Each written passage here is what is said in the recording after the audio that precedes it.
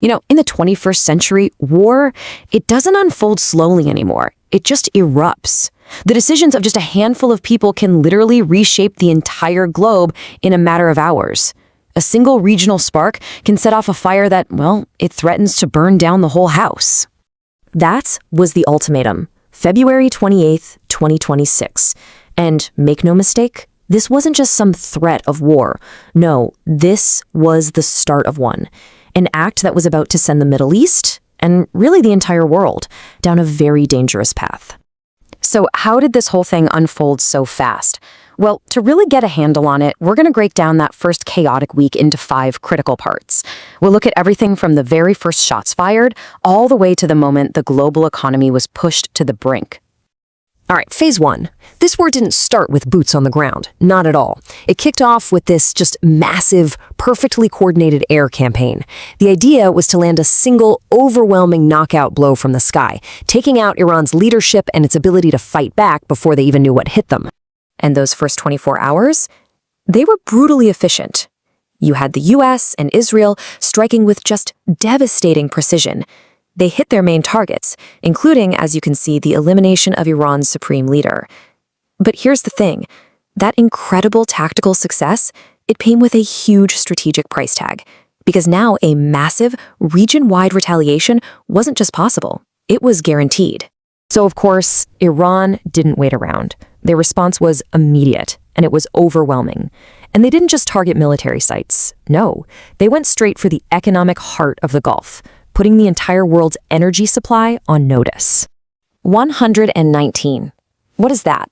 Well, that's the number of attack drones that the UAE, just the UAE, had to shoot down in the first wave of attacks.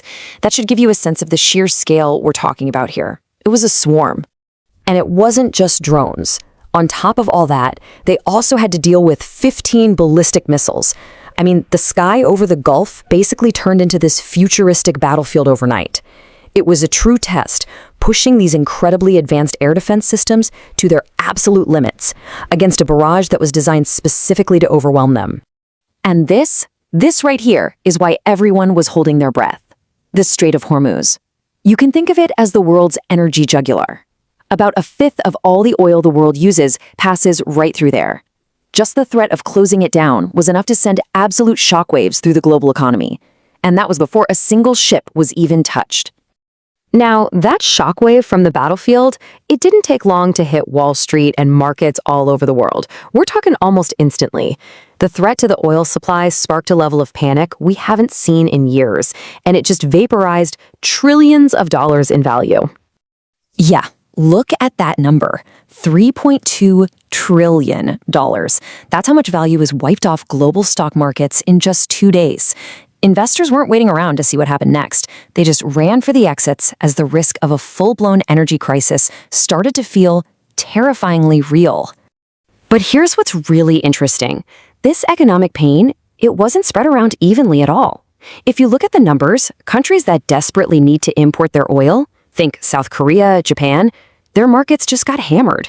It became very clear, very fast, that a nation's energy security was directly tied to its ability to survive this initial storm. And then you have the United States in a totally different boat. The US markets, remarkably stable through all this. And the reason for that is pretty simple, really. America is the world's biggest oil producer, so it has this strategic cushion against an energy shock from the Middle East that its allies in Europe and Asia, well, they just don't have that luxury.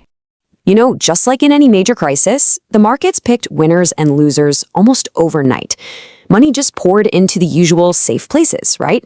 Gold, the US dollar, and of course, defense companies and big oil firms saw their stocks soar. Meanwhile, pretty much everyone else was bleeding value. Of course, a fire like this was never going to stay contained. It was only a matter of time. The war quickly spilled way beyond its original borders. New fronts started opening up, and the world's major powers found themselves getting dragged deeper and deeper into the fight. Yeah, at this point, you can forget about calling this a localized conflict. The battlefield was now stretching from the Mediterranean all the way to the Indian Ocean.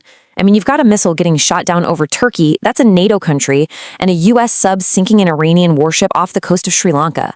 These weren't just random isolated incidents. They were all signals that this was spiraling into a global crisis, and fast. And behind all the strategy and the economics, there's always the human cost. This number, over 95,000. That's how many civilians in Lebanon alone had to flee their homes as the northern front just exploded. They were caught right in the middle, between Hezbollah's rockets and Israel's punishing airstrikes. Okay, so with the fighting spreading and the markets on a knife edge, the strategists and the economists, they all started crunching the numbers, trying to figure out what happens next. And they basically came up with 3 very different possibilities for where this all could go. And each one of these paths leads to a radically different future. Scenario 1, the best case, is a quick de-escalation. The fighting stops in a month or so, oil prices calm down, and the markets can recover. But if this thing drags on, that's scenario 2. We're looking at a prolonged energy crisis that could easily tip the fragile economies in Europe and Asia right into a recession.